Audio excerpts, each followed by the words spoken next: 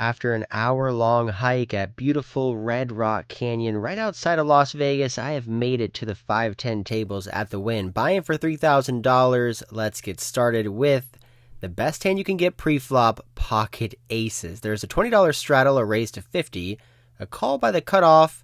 Obviously, we're going to be bumping this one up here in the small blind. I make it $250. Back over to the big blind who folds, straddle folds.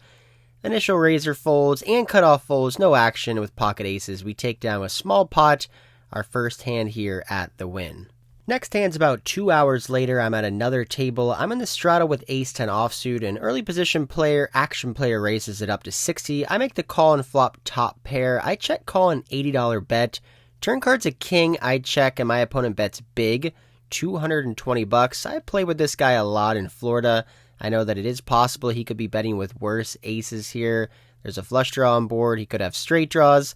I'm going to call one more time and see what happens on the river, which pairs the board with a 6. I check, and he shows king 5 offsuit and checks back a rivered counterfeit 2 pair. We get lucky and win another small pot. When I make a poker vlog, I usually play anywhere from 5 to 8 hours, sometimes longer. I try to get myself anywhere from 6 to 10 hands, try to get some notable, interesting, fun, exciting hands to showcase for the vlog. Now, unfortunately, in this session here at the Wynn, I've been playing now over 4 hours, and I just haven't gotten anything interesting. No big pocket pairs, no big hands, no coolers, no bad beats. So after about 5 hours of playing and only one semi-interesting hand, I know I just don't have enough content to make a vlog out of this session. So I decide I'm just going to leave, scrap this session, come back tomorrow and try to get more hands and content then. So I actually take my poker vlogging phone, which is my old iPhone, put it in my pocket.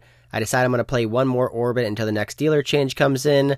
And then I pick up pocket jacks. Because I don't have live footage of this hand, I'm going to use a still shot, but this one is very interesting. $20 straddles on the hijack raises to $60. I've got pocket jacks on the button and re-raise to $200 back over to my opponent. He thinks for about 3 to 4 seconds, very quickly, and then makes the call for $200. He's got $3,000 in his stack. I slightly cover him, and we're going heads up here in position with jacks to a 6-6-3 flush draw board. He checks over to me, and I think this is a great flop for my hand. I don't think he's going to have a 6 hardly ever when he raises pre-flop and then calls a re-raise out of position. So I decide to go big here, $300, thinking he's going to call with all of his pocket pairs like 4s, 5s, 7s, 8s, 9s, and 10s. If he has a flush draw, I want to bet big and try to get the max from those hands as well. Action now back over on my opponent facing a $300 bet on this board, and he decides to check raise me to $800, which at first is a little bit concerning, but then I think to myself, I just don't think I'm ever beat here. If I go back to pre-flop, somewhat of a live tell, which I don't really look into too often, was his pacing when he called pre-flop. When I made it 200 and it got back to him pre-flop, he thought for 4 to 5 seconds and made the call.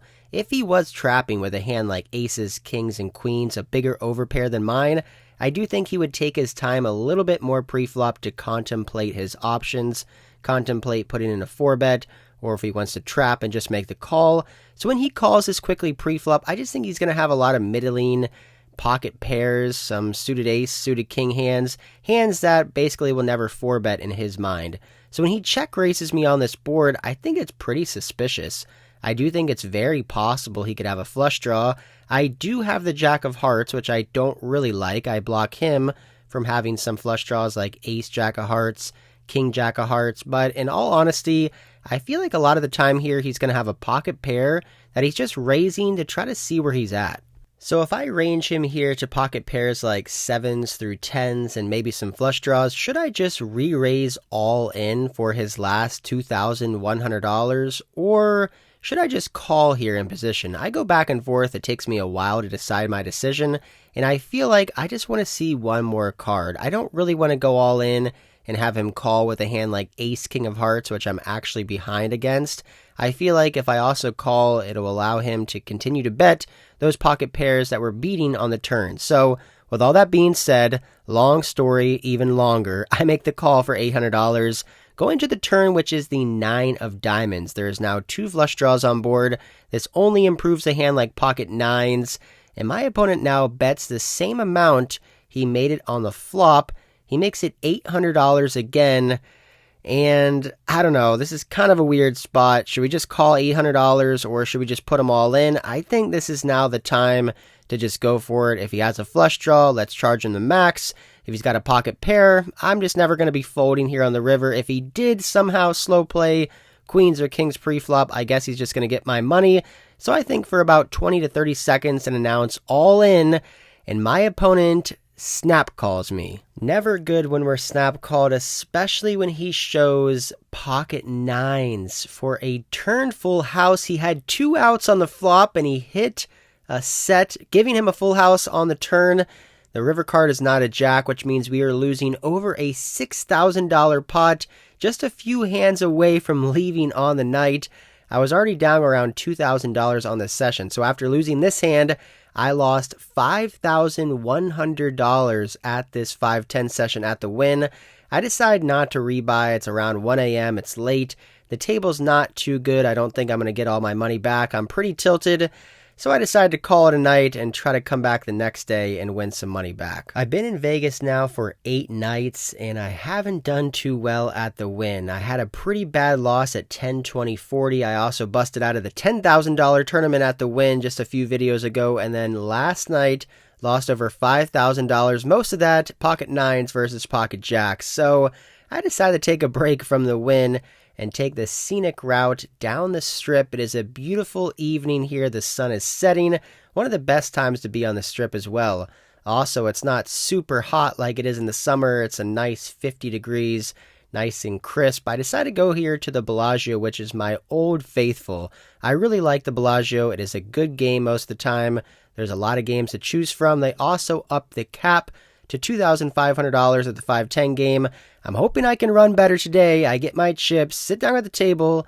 Let's get started. Within my first 2 hands after sitting down, I get kings. I raised to $30, big blind, it makes the call. Heads up here, in position to queen 10, 4, 2 spades. My opponent checks, I bet out $40, and the big blind makes a call.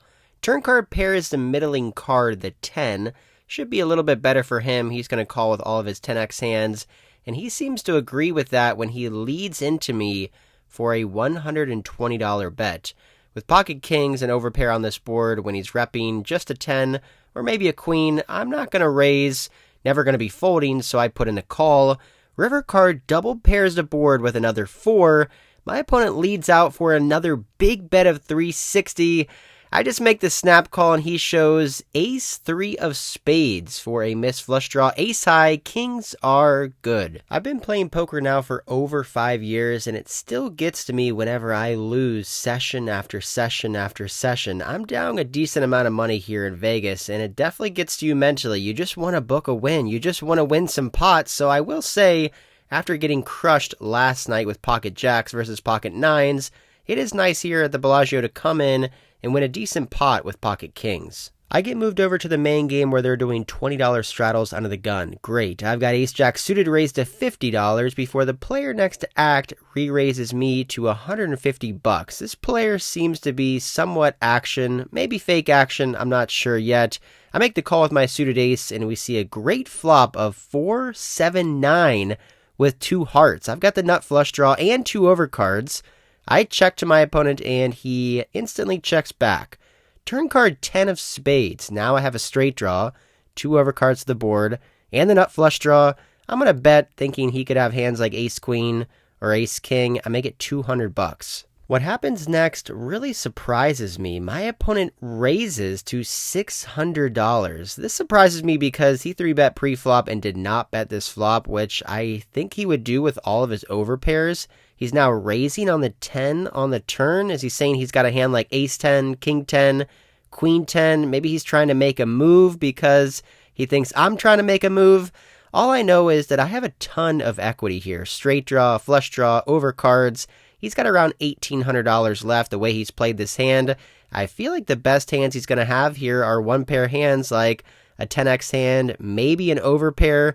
He's got $1,800 left in his stack. I don't really want to call and go out of position to the river, so I decided to just go with my equity here and jam all in. All in. Huh? All in. Good luck, guys. Whatever you want. Twice? Three Sure. times? 5 times? Twice, go. Twice. 2 times. I think 2. I think twice. That's you. That's it. Well, we really run into it this time. A set of 9s for my opponent, and we miss everything on the river to lose over a $4,000 pot. This was super frustrating. Just about 12 hours after losing over a $6,000 pot at the Wynn, I come here to the Bellagio and lose another massive one. I was pretty tilted with myself, thinking I should have just called that $600 raise. But looking back, I think my play is fine. Me going all in there, he's going to fold out a lot of hands.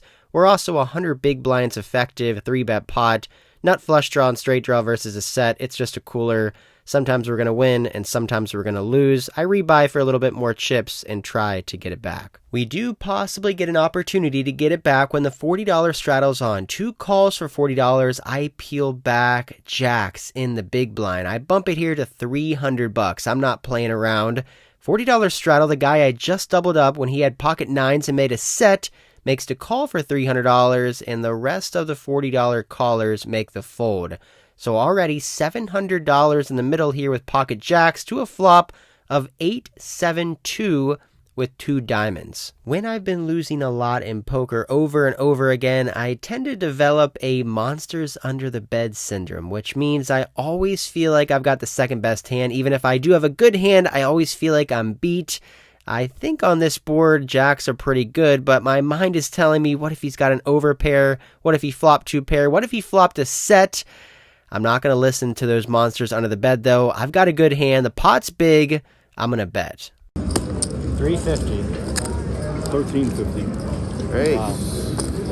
See, I told you guys there was a monster under the bed. My opponent raises me to $1,350. A nasty spot here with pocket jacks. A deja vu moment from the night before. I lost a $6,000 pot at the Wynn 12 hours before this with pocket jacks.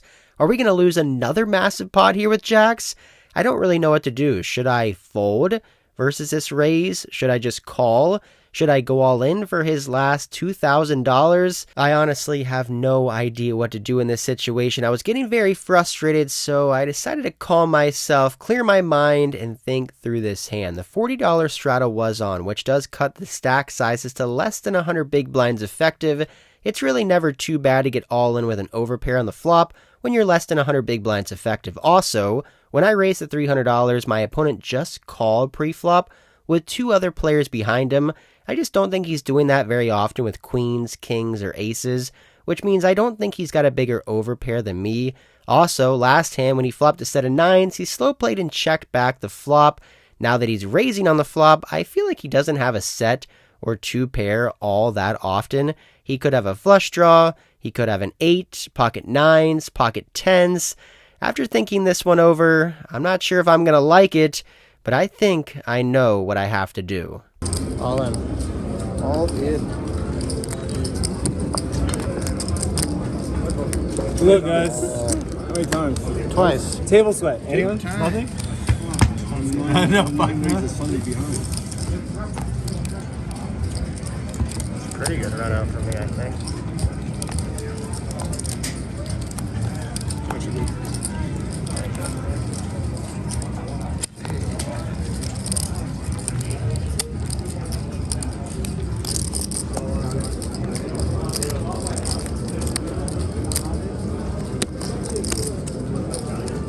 Oh my god, what a sweat. I go all in, I get called, we get a pretty good run out. My opponent takes a while to fold his cards. I didn't know if I was getting slow rolled there or if we were chopping. I don't know. All I know is that he eventually mucked and we win a massive pot. Over $6,000 plus being shipped our way. What a crazy swingy couple sessions this was. Losing a massive pot at the Wynn, coming in here and losing another massive pot with a flush draw and straight draw, and then now getting almost all back with pocket jacks and a $40 straddle pot. I'm glad I went with my gut. My opponent later on told me he had pocket 10s, which does make sense, a hand that would call pre-flop and then maybe would raise that flop. All I know is that I've got over a $6,000 stack. I've got a couple more hours to play. Let's keep grinding. Just a few orbits later, there was a button raise, a small blind 3-bet, and I decided to cold 4-bet pocket 8s here to $350 pre-flop. I get called, bet the flop, and then fold on the river, so I lose around $500 in this hand, which leads us in to the last hand of the night, the last hand of the session, and our last hand here in Vegas. Ironically, that last hand we get is pocket jacks. Live by the jacks, die by the jacks. Cutoff player races to 60. Button player re-raises him to $200, and I re-raise both of them in the small blind to $550. Cutoff player gets out of the way. Button player ends up making the call. We're going heads up here, out of position. 4-bet pot with jacks to Jack 6-3. That is what I'm talking about. That is how you play jacks. Flopping top set in a 4-bet pot. I bet out $300 and my opponent makes the call. It is nice after running bad for this entire week to actually have the nuts in a hand. The turn card's a queen. We no longer have the nuts, but we still have a very strong hand. I am going to continue to bet, but I actually don't like this card. I feel like it's another scare card to his most likely holdings of 7s, 8s, 9s, and 10s. He could have ace-queen suited and floated on the flop, maybe ace-king. I'm going to continue to bet here like I would with all my bluffs as well, so I make it $650 to go, setting up a nice river jam if we do end up getting called.